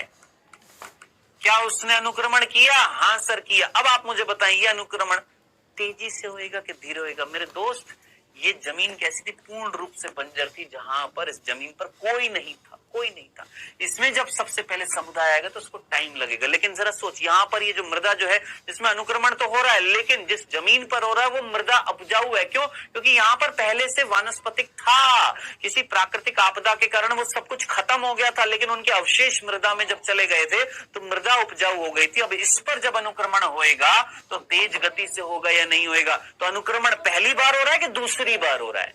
दूसरी बार हो रहा है, इसलिए हमने इसको क्या बोला? द्वितीय अनुक्रमण। तो द्वितीय अनुक्रमण तेज गति से संपन्न होता है और प्राथमिक अनुक्रमण धीमे गति से संपन्न होता है, क्योंकि यहां पर जिस क्षेत्र में वो संपन्न हो रहा था वो पूर्ण रूप से बंजर थी। यहां पर दूसरी बार अनुक्रमण हो रहा है तो पहले पहले अनुक्रमण के कारण मृदा जो थी या जो भी जमीन है, जो भी क्षेत्र है, वो उपजाऊ बना पड़ा है। ये है द्वितीय अनुक्रमण, ये है प्राथमिक अनुक्रमण। इसी के साथ हमने खत्म किया है अनुक्रमण। नहीं, अभी अनुक्रमण के दो उदाहरण बाकी हैं यहाँ पे। एक है जलारंभी अनुक्रमण और एक है शुष्कतारंभी अनुक्रमण, जिसको हम नेक्स्ट लेक्चर में देखेंगे। नेक्स्ट, ठीक है। सो आज के लेक्चर में बेटा जी हमने जो पढ़ा है, आशा करते हैं आपको सारी चीजें समझ में आ गई होंगी। हमने पिरामिड्स पढ़ लिए, प्रकार पढ़ लिए, अनुक्रमण का मेजर पोर्शन पढ़ लिया। बस दो सिंपल सी चीजें रह गई हैं, अनुक्रमण के उदाहरण कौन से, एक शुष्कतारंभी अनुक्रमण और एक जलारंभी अनुक्रमण। ये हम पढ़ेंगे नेक्स्ट क्लास में। अभी समय हुआ है आपके क्विज का। पहला प्रश्न आपकी स्क्रीन पर आता हुआ फर्स्ट। अनुक्रमण के दौरान अंतिम स्थायी समुदाय को क्या कहा जाता है? जब अनुक्रमण होता है तो आखिरी समुदाय जो होता है उसे क्या बोलते हैं? मूल, अन्वेषक, चरम समुदाय, क्रमक, कोई नहीं। दिमाग लगाइए।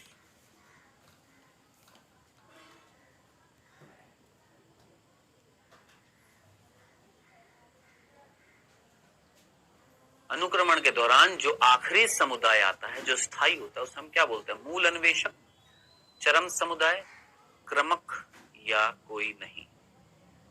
क्या बोलते हैं?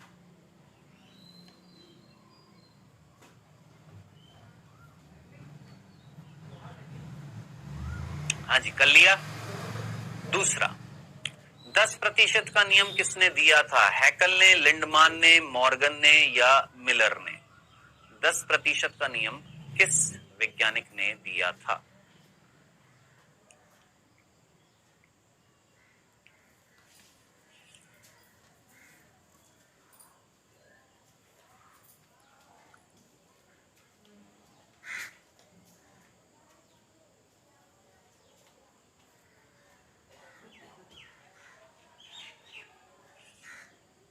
हैकल, लिंडमान, मॉर्गन या मिलर? चलिए दूसरा, तो सॉरी तीसरा, विकास और अनुक्रमण एक दूसरे के डैश होते हैं, समांतर, विपरीत, दोनों ए और बी या कोई नहीं? विकास और अनुक्रमण एक दूसरे के क्या थे? समांतर थे, विपरीत थे, उल्टे थे, दोनों थे या कोई नहीं?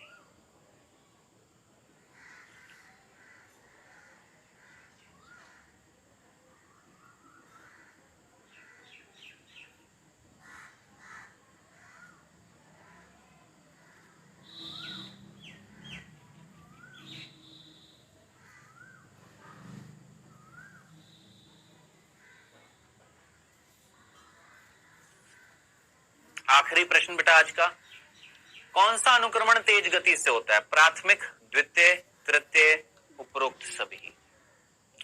कौन सा अनुक्रमण तेज गति से होता है? पहला अनुक्रमण, दूसरा अनुक्रमण, तीसरा अनुक्रमण, सारे के सारे अनुक्रमण?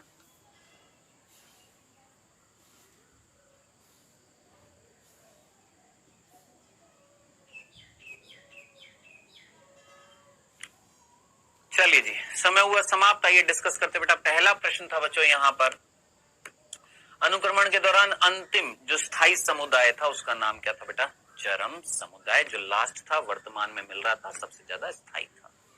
नेक्स्ट, 10% का नियम किसने दिया था? लिंडमान ने दिया था, ये आप जानते हैं। विकास और अनुक्रमण, अब क्या होता है ना ऐसे प्रश्नों में, जब आपको दिखता है दोनों ए और बी, तो ज्यादातर बच्चे यही आंसर लगाते थे, लेकिन ध्यान से सोचते नहीं, बस रट्टा तोतू होते हैं। यहाँ देख लिया दोनों ए और बी, हाँ यही होगा, क्योंकि ज्यादातर में तो यही होता है ना।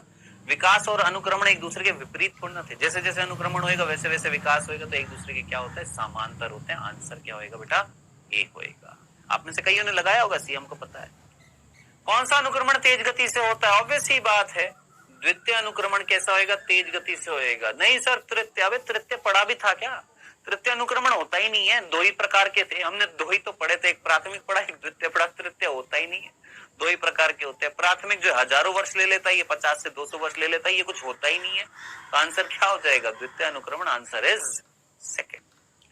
ये था बेटा जी आज का लेक्चर। और अब नेक्स्ट लेक्चर में हम जो टॉपिक पढ़ेंगे वो पढ़ेंगे, एक तो पोषक चक्रण पढ़ेंगे, और जो पारिस्थितिकी अनुक्रमण के जो दो उदाहरण हैं, जलारंभी अनुक्रमण और शुष्कतारंभी अनुक्रमण, एक बार उसको हम कंप्लीट करके पोषक चक्रण पढ़ेंगे। ठीक है, आज के लेक्चर को वापस से दोहराइएगा, बहुत सारी चीजें पढ़ाई हैं, इनको बार बार रिवाइज करिए, बुक में से पढ़िए, मजा तभी आएगा। मेहनत करेंगे, मजा डेफिनेटली आएगा। मिलेंगे नेक्स्ट लेक्चर में। Bye bye.